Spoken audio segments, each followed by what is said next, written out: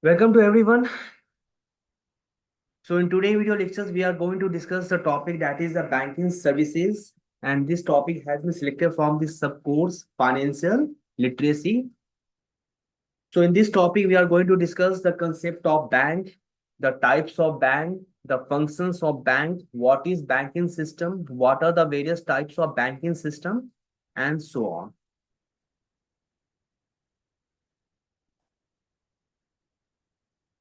So the Banking Act of 1949 defines banking company as accepting for the purpose of lending or investment of deposit money from the public, repayable on demand or otherwise, and withdrawable by check, drafts, and order or otherwise. So what are the various functions of bank? So we have categorized the functions of bank into primary function and secondary function. So under the primary functions of commercial bank, there are three functions: accepting deposits, lending money, and investment of fund. And under the secondary function, again, we are having two functions: agency services and general utility services. So in the primary function, the first function is the accepting deposits. So we will discuss what are the various types of deposits which are being accepted by the bank. So basically there are two types of deposits which are being accepted by the bank. One is the demand deposits and second is the time deposit. What is demand deposit? It is that deposit which is repayable on demand and the time of repayment is not mentioned in the demand deposit. Under demand deposit, again, we are having there are three types of account: current account, saving account, and call deposits. What is current account deposits? Current account deposits are the checkable accounts and there are no restrictions on the amount or number of withdrawals from these accounts. It is also possible to obtain or secure overdraft facilities on current account. The next demand deposit is saving account deposit. Saving account deposits earn interest, but the interest rate is very low among the various categories of investment. And also the checks can be drawn on the saving account. And the third types of deposits under the demand deposit is call deposit. So these are accepted, they are accepted from fellow bankers and repayable on demand in a period of short notice. These deposits also carry an interest charge.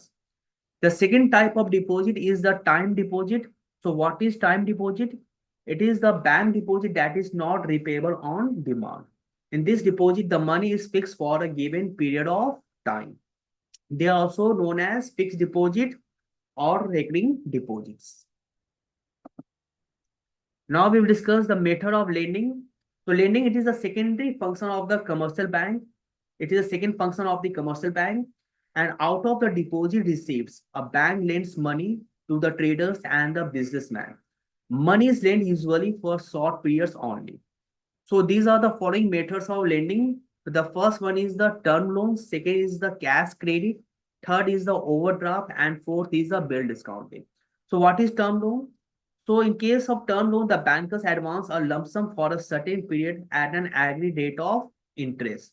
The amount granted as loan is first credited in the borrower's account, then he can withdraw this amount anytime. But the interest is charged for the full amount sanctioned, whether he withdraws the money from his account or not. The second method of lending is the cash credit. It is an arrangement by which the customer is allowed to borrow money up to a certain limit. The customer can withdraw the amount as and when required. Interest is charged only for the amount withdrawn and not for the whole amount as in the case of loan. The third method of lending is overdraft. It is an arrangement between a banker and his customer by which the customer is allowed to withdraw over and above the credit balance in the current account up to an agreed limit. The interest is charged only for the amount sanctioned. This is a temporary financial assistance. It is given either on personal security or on the security of assets. And the last method of lending is the bills discounting. So in bill discounting, the bank grants advances to their customers by discounting bills of exchange or pro note. In other words, money is lent on the security of bill of exchange or pro note. The amount after deducting the interest from the amount of bill is credited in the account of customer. And in this form of lending, the interest is received by the banker in advance. Now we'll discuss the agency services, which is the secondary function of the bank. So following are the agency services provided by the bank. First, it collects the checks, bills, and pro notes for and on behalf of its customers. The second agency services, it collects certain incomes like dividend on shares, interest on securities on behalf of its customers. Third, it undertakes to purchase or sell securities for its customers. Fourth, it accepts bill of exchange on the behalf of its customers. Fifth, it acts as a referee by supplying information regarding the financial position of its customers when inquiries made by other business people and vice versa. It supplies this information confidently. And the last services is it acts as an executor, administrator, and trustee.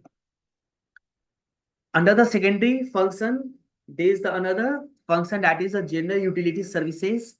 The following are the general utility services provided by the bank. First, it facilitates easy and quick transfer of funds from one place to another place by the means of check, draft, mail transfer, and so on.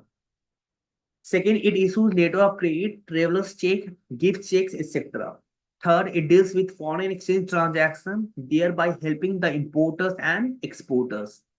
Fourth, it undertakes the safe custody of valuables. For this purpose, the safe deposit vaults are maintained.